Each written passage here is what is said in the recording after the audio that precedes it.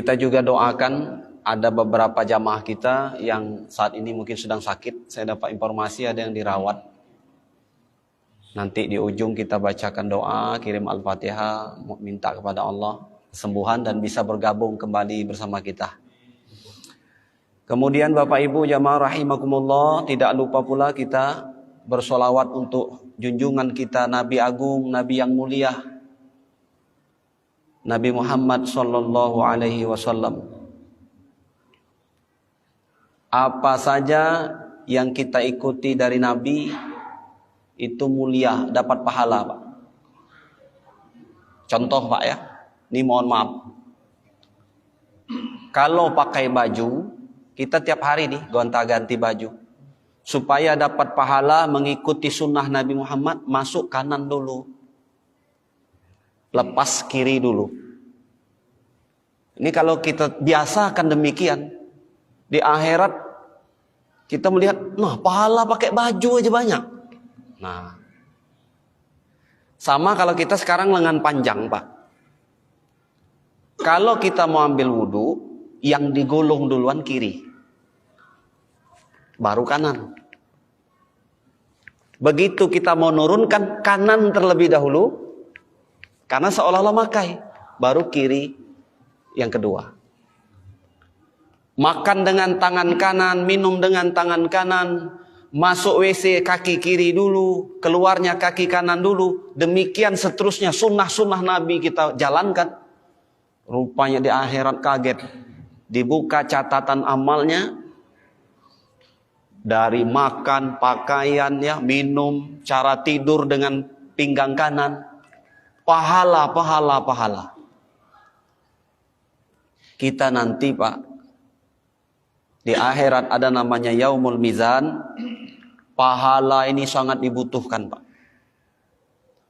Saking pentingnya pahala, orang yang pernah menganiaya orang lain, menggantinya tidak bisa dengan dinar, dirham atau rupiah, tapi pahalanya dia berikan untuk orang. Bila pahala itu habis, orang yang dianiaya masih ada, maka dosa orang yang dianiaya itu dia pikulkan. Ini pahala nih. Ada cerita dari guru kami, seorang anak timbangannya berat ke kiri, Pak. Dia hanya butuh satu amalan saja membuat dia masuk surga, tapi ini kurang ke kiri. Dia minta sama ayahnya, sama ibunya. Ibunya tidak ngasih, Pak. Ambillah pahala aku nih, nggak bisa, Pak. Yauma yafirrul mar'u min akhi wa ummihi wa abi wa sahibatihi wa bani. Pada hari kiamat itu orang lupa dengan saudaranya, Pak. Saudara kandung. Sibuk saking dahsyatnya itu, kita tidak bisa minta tolong sama ayah ibu kita, sama saudara kita, sahabat kita. Tapi di ujung surat Al-Infitor ayat 19, hanya orang-orang yang diberi izin oleh Allah untuk bisa memberi syafaat. Kami bocorkan kajian kita yang lalu, bapak-bapak punya anak, tapi ada kemampuan, tapi tidak mau akikahkan anak, anak itu tak dapat memberi syafaat untuk orang tuanya. Jangan dianggap remeh akikah. Akikah itu jaraknya panjang dari hari ke-7 lahir sampai balik. Kira-kira SMP lah. Jadi bisa ngumpulin duit untuk beli kambing. Bapak Ibu jamaah rahimakumullah, kita langsung ke tema kita khusus malam hari ini, yaitu berjudul Salat khusyuk bukan mustahil. Salat khusyuk bukan mustahil. Lihat dari judulnya, berarti salat khusyuk itu bisa diraih, bisa dicapai, Pak. Bukan kemustahilan. Ay, berat itu, tidak sanggup aku nak khusyuk salat. Tidak. Lah. Khusyuk ini disebutkan di dalam Al-Quran ada 17 kali. 17. Di antaranya Pak, kita bisa baca di surat Al-Baqarah ayat 45. Jadikanlah sabar dan solat sebagai penolongmu. Dan sesungguhnya yang demikian itu berat kecuali orang-orang yang khusyuk. Khusyuk ini kalau diterjemahkan secara harfiah banyak maknanya Pak. Bisa al-intikhfat, artinya rendah, tunduk. Tapi saya akan bawa dengan bahasa yang sangat mudah dicerna. Supaya kita jangan berat-berat. Latuo ini, lama-lam pula. Absaruha khashi'ah. Pada hari kiamat, wajah-wajah mereka tertunduk. Tertunduk itu khusyuk Pak. Jadi nunduk. Kira-kira kalau dianalogikan begini Pak. Kita ini punya ayah, punya ibu. Biasanya kebanyakan secara umum kita dekat sama ibu Pak ya. Bapak nih nyari uang, nyari nafkah. Jadi minta apa-apa kita biasanya sama ibu. Suatu ketika kita dipanggil bapak kita. Karena kita ini bapak jarang pulang atau pokoknya kalau pulang kita sedikit rasa nervous, takut Pak. Habibi sini. Datangnya kita menghadap itu diumpamakan kita menyambut seruan azan. Allahu Akbar, Allahu Akbar. Kita kalau dipanggil orang tua, sebagian ada yang jawab tapi tidak datang.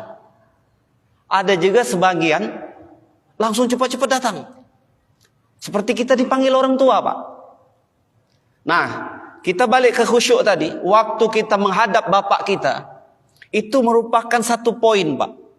Walaupun misalnya Pak, kita ngadap ke orang tua kita, bapak kita tadi, kita ini tidak nurut. Kita masih kepengen main. Jadi pokoknya aku datang dulu lah. Nanti kalau disuruhnya macam-macam begini, aku pokoknya tidak mau, aku nak main. Tapi datang dulu. Datangnya kita menghadap ayah kita, bapak kita itu sudah satu poin.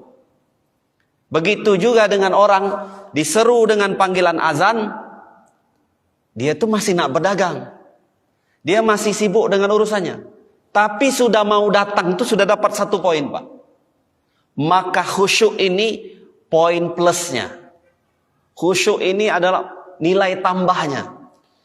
Begitu kita datang dengan orang tua kita siap. Nak disuruhnya apa kita laju. Biasa sang anak, ini anak-anak soleh zaman-zaman dulu Pak. Waktu ayahnya ngomong, dia diam Pak. Itu kadang lihat mata bapaknya aja tidak berani Pak. Kira-kira kalau orang tua lagi ada tamu, kita mau melintas, matanya udah ngasih kode, jangan lewat. Orang anak-anak dulu tidak berani nih Pak. Tapi kalau sekarang wallahu alam. Anak-anak sekarang udah pada berani nih Pak.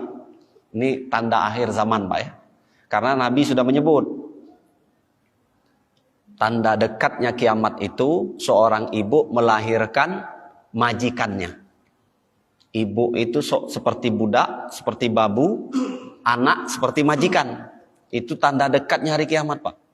Kata ulama, kalau kita kepingin tahu masih lama pun enggak kiamat ini.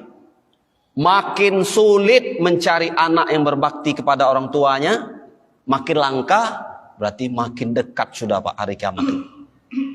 Kalau hari ini masih ada anak-anak yang berbakti sama orang tuanya, insya Allah masih jauh.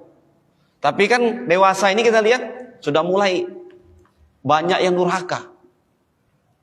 Nanti mendekati kiamat betulan Pak, kiamat kubro, bukan kiamat sugro, kematian kiamat sugro, kiamat kubro, itu anak berbakti hampir tidak katik lagi. Itu sudah sangat dekat. Nah balik ke khusyuk tadi, saat kita menghadap orang tua kita tadi, bapak kita tadi, kita tertunduk, kita rendah. Begitu menghadap Allah di dalam sholat, khusyuk itu tunduk. Pandangannya, apalagi kolbunya. Bapak Ibu jamaah rahimakumullah, minggu yang lalu kita korelasikan yang mendatangkan khusyuk zikir kemarin Pak. Zikir. Maka tahapan selanjutnya untuk meraih kekhusyukan itu, pahamnya, mengertinya kita bacaan sholat. Jadi mulai dari takbir, Allahu Akbar. Kita mulutnya Pak, Allah Maha Besar. Apabila ada urusan kita yang lebih besar, sayangnya tadi, kutinggalkan tadi, agak pembeli itu tidak jadi beli. Berarti mulut kita baru yang Allahu Akbar. Sementara perkara urusan kita itu yang lebih akbar Pak. Kenapa tidak pakai kabir? Kabir dalam bahasa Arab besar juga Pak. Digunakan akbar, tidak ada yang lebih besar lagi. Jadi pada saat sholat, kita merasa sholat itu sangat penting. Tapi ada urusan yang lebih penting, maka Allah tidak jadi akbar dia Pak. Jadi waktu takbir, makna dalamnya adalah dagangku kecil, rapatku kecil, urusanku di luar itu kecil. Sekarang ini yang besar. Itu makna akbar. Baru menterjemahkan sebelum masuk Al-Fatihah ada prolognya lagi Pak. Ada dua, Allahu Akbar kabira walhamdulillahi katsira dan seterusnya. Boleh juga yang di dalam kitab Sahih Bukhari, Allahumma ba'id baini wa baina khataayaya. Ya Allah, jauhkanlah aku dan dosaku seperti timur dan barat. Jadi sebelum masuk ke situ, kita masuk ke prolog dulu Pak. Warming up. Tetapi ulama menyuruhnya warming up-nya, pemanasannya bukan di sholat fardu, tetapi sholat sunat. Makanya orang yang kepingin datang khusyuk, mendahului sholat fardu itu dengan qobliyah. Maghrib itu ada tak Pak qobliyahnya? Sebagian ada yang mengerjakannya, sebagian tidak. Tetapi kalau menurut riwayat, setiap sholat itu ada pendahuluan, ada qobliyahnya Pak. Termasuk Jumat. Walaupun hal ini masuk dalam bab khilafiyah yang memperdebatkan, minimal nih Pak, sholat tahiyatul masjid. Sholat penghormatan kepada masjid. Ini kalau kita olahraga Pak, mau berenang, jangan langsung berenang. Tiba-tiba kaki kram di tengah, susah Pak. Biasanya lari-lari kecil dulu, senam-senam kecil dulu. Pemain bola juga begitu. Sebelum lari ngejar bola, di pinggir lapangan dia gerak-gerak dulu. Supaya jangan kaget. Kita ingin mendatangkan khusyuk dalam sholat, mesti ada sholat warming up, sholat qobliyah.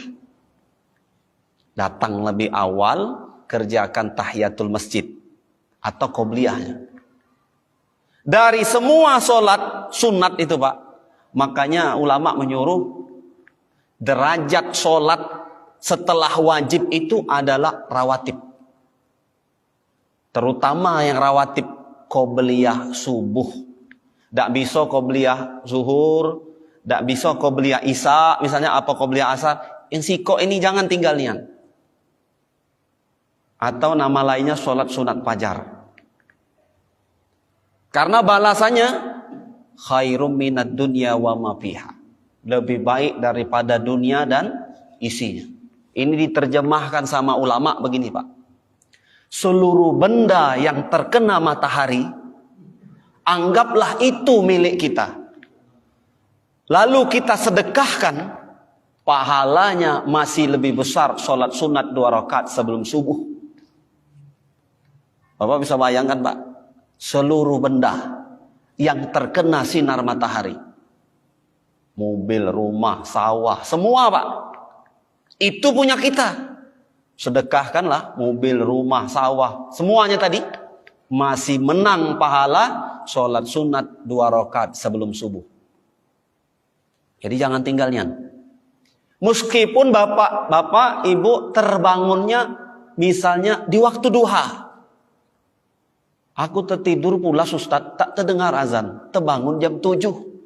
Begitu bangun sholat, jangan langsung sholat subuh Pak. qobliyah subuh dulu tetap. Langsung kamar mandi, ambil wudhu, qobliyah subuh. Tetapi dirubah ujungnya saja. Kalau tadi waktu kita sholat fardu, sholli fardu subhi rak'ataini mustaqbilal qiblati adaan lillahi ta'ala, dirubah jadi qadaan lillahi ta'ala. Qadaan. Kemarin pernah kita bahas, kalau sholat di dalam waktunya namanya adaan, saat itu. Kalau sholat di luar waktunya namanya qadaan. Waktunya sudah terlewat. Qadaan.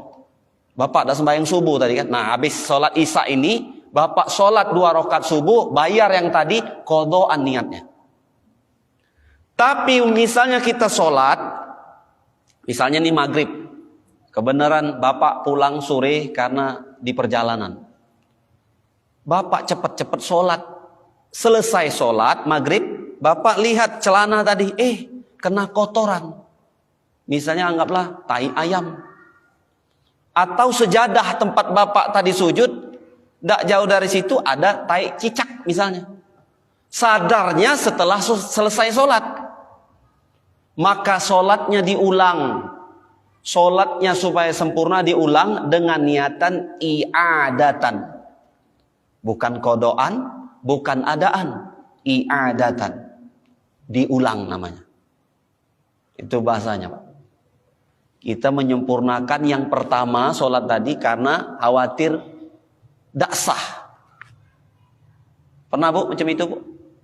Sudah sembahyang, baru tahu cucung tadi kencing di situ. Ya, pipis anak bayi itu kalau masih menyusu sama ibunya masih najis ringan, tetapi tetap najis walaupun mukfafah. Harus dibasuh dengan air. Ustaz, jadilah sembahyang tadi.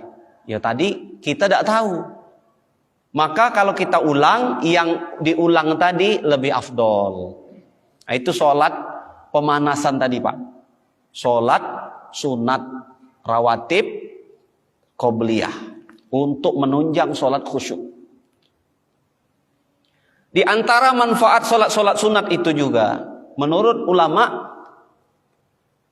untuk tarqiyatul iman, untuk meningkatkan kualitas iman Pak. Iman kan naik turun Pak. Bapak kalau lagi naik up imannya, semangat sembahyang Pak. Coba kalau lagi down, lagi turun, ke masjid malas. Apa guna manfaat sholat sunat itu? Saat imannya turun, maka yang terganggu atau rusak paling-paling sholat sunatnya tidak digawikan. Sholat fardunya masih tergawi dengan baik. Berbeda dengan orang yang ngerjain yang wajib baik Pak. Kalau dia kerjakan yang wajib saja, sunatnya jarang digawikan. Saat imannya turun, bisa jadi sholat itu diakhirkan waktunya atau tertinggalnya sama sekali. Lalai jadinya. Ya kalau kita iman naik turun Pak. Benar Pak. Dengar pengajian begini, kayak dicas imannya Pak. Naik, semangat sholat. Lama udah pengajian, lama udah datang majelis, iman turun. Tahajud tak digawikan lagi. Sebulan sekali, syukur itu. Ibu bapak rahimakumullah. Kemudian setelah tadi kita berzikir, menterjemahkan, belajar Pak. Ada buku tuntunan sholat. Mulai dari iftitahnya, Al-Fatihahnya, surat-surat pendeknya. Bapak cari yang Bapak bisa memahami ayatnya. Jadi waktu baca, fa inna ma'al usri yusran, inna ma'al usri yusra. Itu bergumam dalam hati kita. Bersama kesulitan ini ada kemudahan. Jadi seolah-olah urusan kita berat, yakin kepada Allah ada kemudahan. Waktu baca ayat itu, hati kita seperti menterjemahkannya Pak. Itu sebagai contoh. Jadi pilih-pilihan ayat yang kita baca, yang membawa kita hanyut. Mungkin masalah kita berat, minta tolong kepada Allah lewat sabar dan sholat tadi. Pilih ayat itu, Pak. Baru ditinggal mati suami, tinggal mati keluarga, ada ayatnya, Pak. Al-Baqarah 155, 156.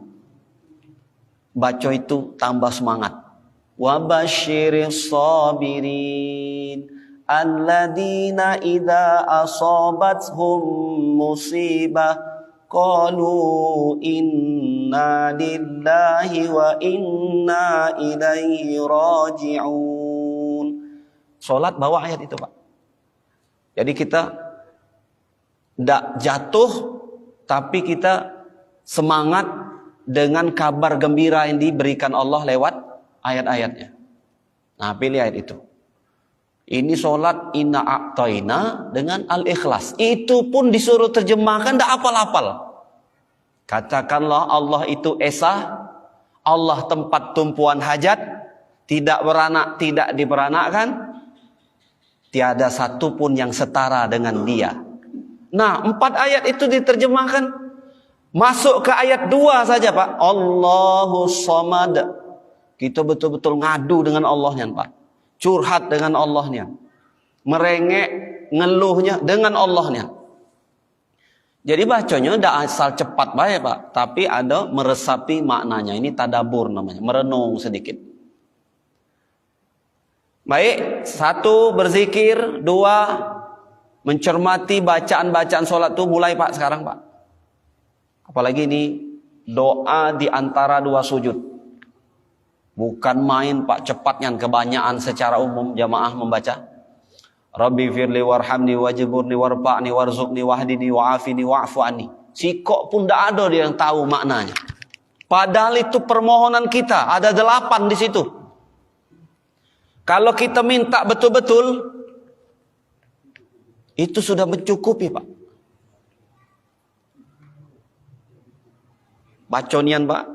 Aku minta ampun ya Allah, kasihanilah aku ya Allah, tutuplah aibku ya Allah, berilah aku petunjuk ya Allah, angkatlah derajatku ya Allah, sehatkanlah aku ya Allah, maafkanlah aku ya Allah. Ada yang bertanya sama saya, Pak Ustadz, itu Rabbik firli sama wa'fu anni, apa makna yang berbeda? Minta ampun sama minta maaf. Maafkan dengan minta ampun. Di dalam bahasa Arab, ghafur, minta ampun, itu seperti ditip ek, Pak. Ditip ek, tapi bekasnya masih ada. Tapi kalau afu, dimaafkan tanpa berbekas. Tidak ada bekas lagi. Makanya kalau bulan Ramadan, mintanya waktu memanjatkan doa bukan ghafur.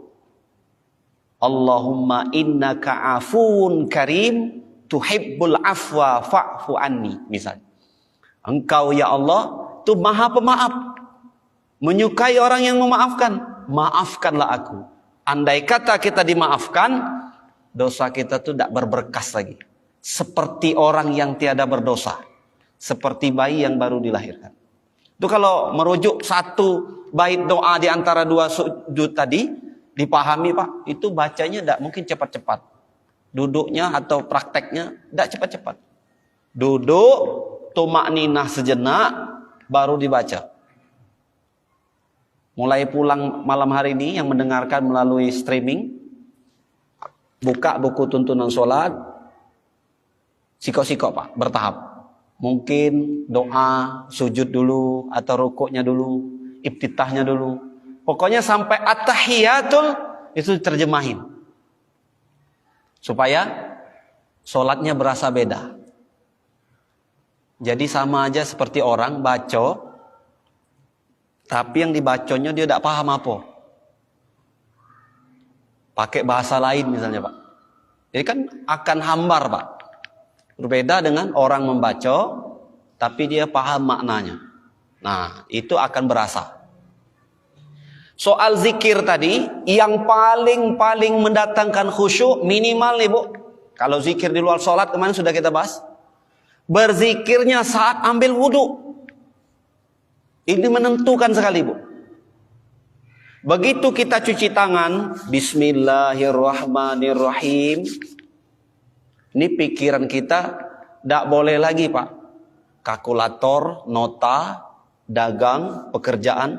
Ini sudah mulai lenyap. Saat itu berzikir, Pak. Waktu membasuh wajah, membayangkan dosa mata, dosa yang ada di wajah ini, seiring tetesan air jatuh, begitulah gugurnya dosa kita. Sambil dikenang sedikit, Pak. Maaf, Pak ya. Mato ini dulu waktu muda suka ngintip, misalnya melihat yang haram, ya. Mulut ini dulu mungkin pernah kasar. Waktu berwudu itu kita sambil ngebayangkan dosa kita, Pak.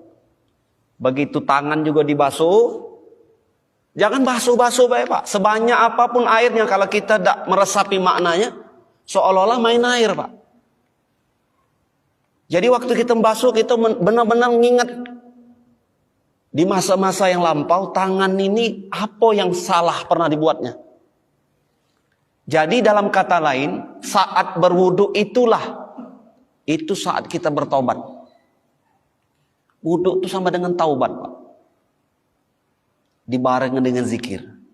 Boleh istighfar, Pak. Waktu air lewat sekali, astagfirullahaladzim. Lewat lagi, astagfirullahaladzim. Beda ngambil wudunya. Ini yang disebut asbighil wudu, menyempurnakan wudu. Janganlah sudah pakai gayung, siram ini, sudah siram lagi, mut, kaki main celup, langsung sholat. Kata ulama, sholatnya seorang hamba itu tidak jauh dari cara dia ngambil wudu. Kalau dia ngambil wudu bercepat-cepat, Pak, sholatnya pasti bercepat-cepat juga. Bapak intai saja, keluarga kita atau teman kita, waktu dia ngambil wudu, perhatikan, Pak. Dia nak cepat-cepat, Pak. Sholatnya tidak akan jauh seperti dia ngambil wudu. Waktu dia berwudu cepat-cepat, sholatnya akan cepat-cepat juga. Tapi penuh kehati-hatian waktu wudu, dibasuh sambil mengingat dosa-dosanya, sambil beristighfar. Waktu sholatnya juga dia akan hati-hati. Akan seperti dia berwudu itu tadi. Ini zikir waktu berwudu. Dari tempat wudu menuju tempat sholat, jangan lagi, Bu, cakap urusan dunia. Jangan lagi, Pak. Ini masih banyak di antara kita. Tempat wudu kan dari sana ke sini berjalan. Atau Bapak sudah ngambil wudu di rumah mau ke sini. Cakap dunianya sudah diganti dengan zikir. Boleh dengan sholawat, boleh dengan zikir. Jangankan cakap dunia. Ini kata ulama yang seperti ini aja, Pak. Bunyi-bunyi kan ini. Sudah tidak boleh lagi, makruh sudah, Pak. Kertek. Sudah ambil wudu. Ini sudah tidak boleh lagi. Apalagi bercakap urusan dunia. Semalam aku nonton bagusnya film begini. Inilah sunnah sembahyang nih, Pak. Itu walhan, anak syaitan itu akan mudah masuk bagi orang yang hatinya lalai dari zikir. Hadis riwayat Imam Tirmizi menyebutkan, syaitan itu, walhan nama anak syaitan, dia punya belalai, Pak, sebagaimana gajah. Ada belalainya. Belalainya itu dia sangat mudah menancapkan dalam kolbu anak Adam saat anak Adam itu lalai dari zikir. Bila anak Adam itu berzikir kepada Allah, maka ujung belalainya terlepas. Jadi waktu kita zikir itu, tidak bisa dia membisikkan kefasikan, kekufuran kepada kita. Tapi waktu kita lalai dari zikir itu, tertancaplah belalainya, mudah dia membisikkan. Nah, ini dianggap remeh sebagian kita, dari wudu menuju tempat sholat, kita masih bercakap urusan dunia. Nah, ini mulai dikurangi, Pak. Mulai belajar. Kalau ada kawan, biasanya kita tidak mulai-mulai. Kawan nih mulai. Ngajak cerita, Pak. Bapak bisa sambil mengajak. Bentar lagi qomat. Menurut majelis kami semalam, ngomong kan, ini paling afdol menuju tempat sholat ini kita berzikir. Nah, yang paling bagus untuk ringan di lidah, memberatkan timbangan, subhanallah wa bihamdihi, subhanallahil azim. Boleh juga kalau kau mau Baca solawat. Kalau kita baca solawat, malaikat pun memintakan ampunan untuk kita. Nah, jadi ayo kita bersolawat beh. Mumpung rumah kita dari masjid agak lumayan, jadi kita dapat banyak solawat. Berganti itu Pak. Lainian Pak Haji ini sekarang, Pak Ustadz ini. Ada amalan-amalan, pasti beda solatnya Pak. Lihat kualitas solatnya nanti. Yang berzikir dari rumah ke masjid, dengan tidak berzikir, jauh Pak, beda. Selanjutnya kita akan lihat firman Allah di dalam Al-Quran mengenai tentang zikir. Surah Al-Anbiya tentang khusyuk Pak ya. Al-Anbiya ayat 90. Maka kami perkenankan doanya dan kami anugerahkan kepadanya Yahya. Dan kami jadikan istrinya dapat mengandung. Sesungguhnya mereka adalah orang-orang selalu bersegera dalam mengerjakan kebaikan. Dan mereka berdoa dengan kami dengan harap dan cemas. Dan mereka adalah orang-orang yang khusyuk kepada kami. Allah menyebut keluarga Nabi Zakaria itu orang-orang yang khusyuk. Di antara ciri khusyuk atau orang yang khusyuk itu bersegera dalam perbuatan-perbuatan baik. Dia kalau ada ajaan, ada seruan untuk berbuat baik, terpanggil dia cepat Pak. Oh di sana ada majelis. Kabarnya yang diundang dari Jakarta Ustaz. Kapan? Dia semangat. Pengen datang Pak. Kemarin ada Ustaz Adi Hidayat ke komplek Pertamina. Itu berbondong-bondong Pak. Acaranya sudah maghrib, asar sudah penuh. Ini terpanggil ya Pak. Padahal jauh rumahnya. Ini kalau orang-orang yang khusyuk itu, dia langsung tergerak. Berbeda kalau yang sholatnya tadi hambar, kosong. Panggilan-panggilan perbuatan baik itu, kaget belah. Lajulah kamu belah. Ini Pak. Bapak Ibu jamaah rahimakumullah. Di surah Al-Isra ayat 109. Dan mereka menyungkur atas muka mereka sambil menangis. Dan mereka bertambah khusyuk. Orang-orang yang khusyuk dalam sholat, ini mudah nangis. Mudah tersentuh. Cobalah Pak. Lihat orang susah. Lihat orang yang menderita. Lu langsung tepat. Padahal cuma nonton TV. Kayak tadi diputar. Ada tukang sol sepatu. Ngumpulkan duit. Berpuluh-puluh tahun dia kumpulkan. Berangkat naik haji tahun ini. Tersentuh hatinya Pak. Subhanallah. Sabar nian Pak ya. Itu butuh kesabaran tuh Pak. Kita ini kadang-kadang baru pegang 10 juta, 15 juta. Belum cukup untuk beli satu porsi ini. Lah ada sesak kebutuhan lain. Ini berpuluh-puluh tahun nabungnya. Nah yang demikian ini mudah tersentuh nih. Padahal orang lain ngalamin. Nah ini diantara orang-orang yang khusyuk. Ya. Mudah nangis ya Pak. Karena kolbunya sudah bercahaya. Kolbunya sudah lembut. Bapak Ibu jamaah rahimakumullah. Dan di surah Al-Mu'minun pun Allah menyinggung. Qad aflahal mu'minun. Beruntunglah orang-orang beriman. Ayat kedua yang di pertama disebut Allah beruntung adalah orang yang khusyuk dalam solatnya. Allazina hum fi solatihim khasyi'un. Solat yang khusyuk itu mendapat predikat beruntung dari Allah Pak. Orang beriman yang beruntung tuh yang pertama adalah yang khusyuk dalam solat. Siap insya Allah niat untuk solat khusyuk Pak? Insya Allah Pak ya. Jadi khusyuk itu berarti kalau disimpulkan sangat bergantung dengan persiapan. Persiapan.